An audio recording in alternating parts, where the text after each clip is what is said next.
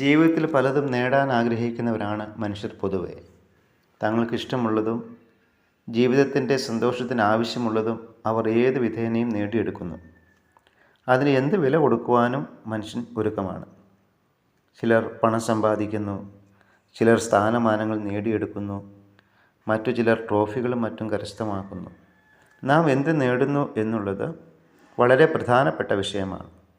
നമ്മുടെ നേട്ടങ്ങൾ നാം എന്തിനെയാണ് കൂടുതൽ വിലമതിക്കുന്നതെന്ന് കാണിക്കുന്നതാണ്. എന്നാൽ നിശ്ചയമായും ജീവിതത്തിൽ നേടേണ്ടതെന്തോ അത് നാം നേടിയോ എന്നത് വളരെ പ്രധാനപ്പെട്ട ഒരു ചോദ്യമാണ്.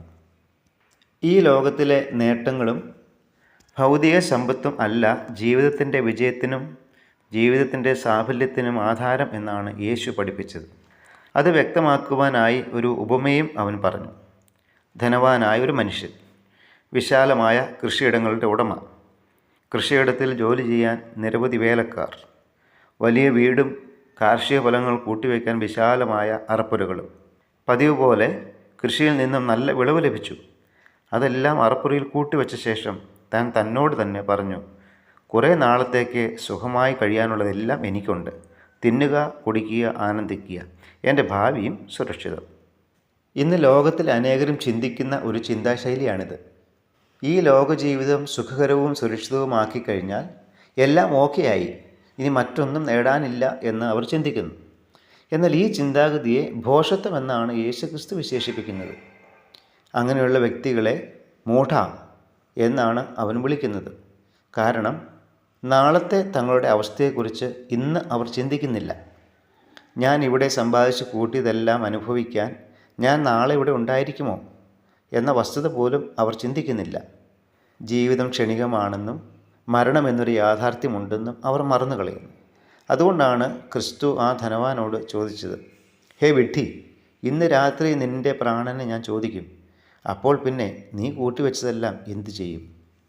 എന്നാൽ ഭൗതികമായ കാര്യങ്ങൾക്കും ഈ ലോക ജീവിതത്തിനും അപ്പുറമായ പല കാര്യങ്ങളും ഉണ്ടെന്നും അവ ഇവിടുത്തെ കാര്യങ്ങളെക്കാൾ വിലയേറിയതും പ്രധാനപ്പെട്ടതുമാണെന്നും യേശു ക്രിസ്തു പഠിപ്പിച്ചു. അതാണ് ദൈവിക വിഷയങ്ങൾ, ആത്മാവുമായി ബന്ധപ്പെട്ട കാര്യങ്ങൾ. യേശു ധനികനായ ഭോഷനോട് പറഞ്ഞ പ്രസ്താവന ശ്രദ്ധേയമാണ്. ദൈവവിഷയമായി സമ്പന്നനാകാതെ തനിക്ക് വേണ്ടി സമ്പാദിച്ചു കൂട്ടുന്നവൻ്റെ അവസ്ഥ ഇതാണ്. യേശുക്രിസ്തു പറഞ്ഞ വളരെ പ്രശസ്തമായൊരു പ്രസ്താവന പ്രസക്തമായി വരുന്നത് ഇവിടെയാണ്. ഒരു മനുഷ്യൻ മുഴുവൻ ലോകവും നേടിയാലും തൻ്റെ പ്രാണനെ, ആത്മാവിനെ, ജീവനെ നഷ്ടമാക്കിയാൽ എന്ത് പ്രയോജനം? അതായത് മുഴുവൻ ലോകത്തെക്കാളും വിലയേറിയതാണ് ഒരുവൻ്റെ ആത്മാവ്. ഈ ആത്മാവിനെ നഷ്ടമാക്കാതെ അതിനെ നേടുന്നതാണ് ഏറ്റവും വലിയ നേട്ടം. ഒരു മനുഷ്യൻ ലോകം അവന് ഓഫർ ചെയ്യുന്ന സകലതും നേടിയെന്ന് കരുതുക. അതായത് പണവും പ്രശസ്തിയും അംഗീകാരവും അധികാരവും ഉന്നത പദവികളൊക്കെ.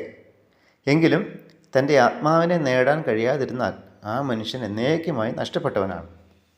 മനുഷ്യന് ഒരു ആത്മാവുണ്ട്. സൃഷ്ടാവായ ദൈവം മനുഷ്യനെ ആത്മാദേഹികളോട് കൂടിയാണ് സൃഷ്ടിച്ചത്. ആത്മാവിന് മരണമില്ല എന്ന് നമുക്കറിയാം. ഒരു മനുഷ്യൻ മരിക്കുമ്പോൾ അവൻ്റെ ആത്മാവ് അതിനെ നൽകിയ ദൈവത്തെങ്കിലേക്ക് മടങ്ങിപ്പോകുന്നു. അതുകൊണ്ടാണ് ആ വ്യക്തി മരിച്ചുപോയി അല്ലെങ്കിൽ വിട്ടുപോയി എന്നൊക്കെ നാം പറയുന്നത്. മനുഷ്യന് ദൈവവുമായി ബന്ധം പുലർത്താൻ കഴിയുന്നത് ഈ ആത്മാവ് മുഖാന്തരമാണ്. എന്നാൽ ദൈവത്തിൻ്റെ വാക്കുകൾ അവിശ്വസിക്കുകയും ദൈവത്തോട് അനുസരണക്കേട് കാണിക്കുകയും ചെയ്തുകൊണ്ട് പാപിയായി തീർന്ന മനുഷ്യൻ ദൈവവുമായുള്ള ബന്ധം നഷ്ടപ്പെട്ടവനാണ്. പാപിയായ ഒരുവൻ പാപത്തിൻ്റെ ശമ്പളമായ മരണത്തിന് അർഹനാണ്. പാപിയായ ഒരു മനുഷ്യൻ്റെ ആത്മാവ് മരണശേഷം ദൈവത്തിൽ നിന്നകന്ന് നിത്യമായ നരകശിക്ഷ അനുഭവിക്കേണ്ടി വരും. ഇതിനെ രണ്ടാം മരണം എന്നാണ് വേദപുസ്തകം വിളിക്കുന്നത്. ദൈവത്തിൽ നിന്നും അകന്ന് നിത്യനരകത്തിൽ യാതന അനുഭവിക്കുന്ന അവസ്ഥയാണ് രണ്ടാം മരണം. എല്ലാ മനുഷ്യരും പാപികളാകിയാൽ എല്ലാവരും രണ്ടാം മരണത്തിന് അർഹരാണ്. ഈ അവസ്ഥയിൽ നിന്നും ആത്മാവിനെ രക്ഷിക്കേണ്ടത് ആവശ്യമാണ്. എന്നാൽ എന്താണ് അതിനുള്ള വഴി? ആത്മാവ് നിത്യമാകിയാൽ അതിന് തക്ക വിധമുള്ള വില കൊടുത്ത് അതിനെ രക്ഷിക്കാനുള്ള കഴിവ് മനുഷ്യനില്ല. അതുകൊണ്ടാണ് കർത്താവ് ചോദിച്ചത്, നിൻ്റെ പ്രാണനെ വീണ്ടുകൊള്ളുവാൻ എന്ത് മറുവില കൊടുക്കും എന്ന്. വിശുദ്ധ വേദപുസ്തകം നൂറ്റാണ്ടുകൾക്ക് മുൻപ് തന്നെ പ്രഖ്യാപിച്ചിട്ടുള്ളത് ഇപ്രകാരമാണ്. സഹോദരൻ ശവക്കുഴി കാണാതെ എന്നേക്കും ജീവിച്ചിരിക്കേണ്ടതിന് അവനെ വീണ്ടെടുപ്പാനോ ദൈവത്തിന് വീണ്ടെടുപ്പ് വില കൊടുപ്പാനോ ആർക്കും കഴിയുകയില്ല. അവരുടെ പ്രാണൻ്റെ വീണ്ടെടുപ്പ് വിലയേറിയത്, അത് ഒരു നാളും സാധിക്കുകയില്ല. അപ്പോൾ പിന്നെ എങ്ങനെ അത് സാധിക്കും? അതിനുള്ള മാർഗം പറഞ്ഞു തരുന്ന സന്ദേശമാണ് സുവിശേഷം. സുവിശേഷം എന്നാൽ നല്ല വാർത്ത എന്നാണ് അർത്ഥം. പാപത്താൽ ദൈവബന്ധം നഷ്ടപ്പെട്ട മാനവർക്ക് പ്രത്യാശയുടെയും സന്തോഷത്തിൻ്റെയും സന്ദേശമാണ് സുവിശേഷം നൽകുന്നത്. അതിക്രമങ്ങളിലും പാപങ്ങളിലും മരിച്ചു കിടക്കുന്ന മനുഷ്യന് ജീവനും രക്ഷയും നൽകുവാൻ യേശുക്രിസ്തു കാൽവരി ക്രൂശിൽ തൻ്റെ ജീവനെ അർപ്പിച്ചു. പാപിയുടെ പാപത്തിൻ്റെ ശിക്ഷ അവന് പകരമായി അനുഭവിച്ചുകൊണ്ടാണ് യേശു ക്രൂശിൽ മരിച്ചത്. യേശുവിൻ്റെ മുന്നോടിയായ യോഹന്നാൻ സ്നാപകൻ യേശുവിനെ പരിചയപ്പെടുത്തിയത് ലോകത്തിൻ്റെ പാപത്തെ ചുമക്കുന്ന ദൈവത്തിൻ്റെ കുഞ്ഞാട് എന്നാണ്. അവൻ തൻ്റെ സ്വന്തം പാപമല്ല വഹിച്ചത്, കാരണം അവൻ പാപരഹിതനും നിഷ്കളങ്കനും നിർമ്മലനും നീതിമാനുമായിരുന്നു. എന്നാൽ മാനവ സമൂഹത്തിൻ്റെ പാപം വഹിച്ചുകൊണ്ടാണ് യേശു ക്രൂശിൽ മരിച്ചത്. യേശുവിൻ്റെ ശിഷ്യനായിരുന്ന പത്രോസ് പ്രഖ്യാപിച്ചതും അതാണ്. നാം പാപം സംബന്ധിച്ച് മരിച്ച് നീതിക്ക് ജീവിക്കേണ്ടതിന് അവൻ തൻ്റെ ശരീരത്തിൽ നമ്മുടെ പാപങ്ങളെ ചുമന്നുകൊണ്ട് ക്രൂശിന്മേൽ കയറി. പത്രോസ് പിന്നീട് പറഞ്ഞതും ശ്രദ്ധിക്കേണ്ടതാണ്. ക്രിസ്തുവും നമ്മെ ദൈവത്തോട് അടുപ്പിക്കേണ്ടതിന് നീതിമാനായി നീതി കെട്ടവർക്ക് വേണ്ടി പാപനിമിത്തം ഒരിക്കൽ കഷ്ടമനുഭവിച്ചു. പ്രിയ സ്നേഹിത, പാപമില്ലാത്തവനായ, പാപം അറിയാത്തവനായ, പാപം ചെയ്യാത്തവനായ യേശു ക്രിസ്തു നമ്മുടെ ഓരോരുത്തരുടെയും പാപങ്ങളെ ചുമന്നുകൊണ്ടാണ് കാൽവറിയിൽ യാഗമായി തീർന്നത്. നാം ജീവിക്കേണ്ടതിനാണ് അവൻ മരിച്ചത്. യേശു ഈ ഭൂമിയിലായിരുന്ന സമയത്ത് തൻ്റെ വരവിൻ്റെ ഉദ്ദേശത്തെക്കുറിച്ച് പറഞ്ഞതും അതുതന്നെ ആയിരുന്നു. നിങ്ങൾക്ക് ജീവൻ ഉണ്ടാകുവാനും അത് സമൃദ്ധിയായി ഉണ്ടാകുവാനും അത്രേ ഞാൻ വന്നത്. യേശുക്രിസ്തുവിൻ്റെ മരണത്തിലൂടെ സാധ്യമാക്കപ്പെട്ട ജീവൻ്റെ അനുഭവം നമ്മുടേതാക്കി മാറ്റുന്നത് വഴിയാണ് നമ്മുടെ ആത്മാവിൻ്റെ രക്ഷ നേടാൻ നമുക്ക് കഴിയുന്നത്. അതിനായി നാം ചെയ്യേണ്ടത്, നമുക്ക് പകരക്കാരനായി നമ്മുടെ സ്ഥാനത്ത് മരിച്ച് അടക്കപ്പെട്ട് ഉയർത്തെഴുന്നേറ്റ യേശുക്രിസ്തുവിൽ വിശ്വസിക്കുകയും രക്ഷയ്ക്കായി അവനിൽ ആശ്രയം വയ്ക്കുകയും ചെയ്യുക എന്നത് മാത്രമാണ്. അങ്ങനെ നാം ചെയ്യുമ്പോൾ ദൈവവുമായി നമുക്കുണ്ടായിരുന്ന നഷ്ടപ്പെട്ട ആ ബന്ധം ശരിയാവുകയും നമ്മുടെ ആത്മാവിൻ്റെ അവസ്ഥ സുരക്ഷിതമാവുകയും ചെയ്യുന്നു. പാപത്തിൻ്റെ ശിക്ഷയായി നാം അനുഭവിക്കേണ്ട നിത്യമായ നരകശിക്ഷയിൽ നിന്നും നമ്മുടെ ആത്മാവിന് മോചനവും വിടുതലും ലഭിക്കുന്നു. നാം മരണത്തിൽ നിന്ന് ജീവനിലേക്ക് കടക്കുന്നു, നാശത്തിൽ നിന്ന് നിത്യസൗഭാഗ്യത്തിലേക്ക് പ്രവേശിക്കുന്നു. ഇതാണ് ജീവിതത്തിലെ ഏറ്റവും വലിയ നേട്ടം. ഞാനൊരു പാപിയാണെന്ന് ദൈവം ഭാഗ്യം സമ്മതിക്കുക. നിങ്ങളുടെ പാപങ്ങളെ ദൈവത്തോട് ഏറ്റുപറയുക.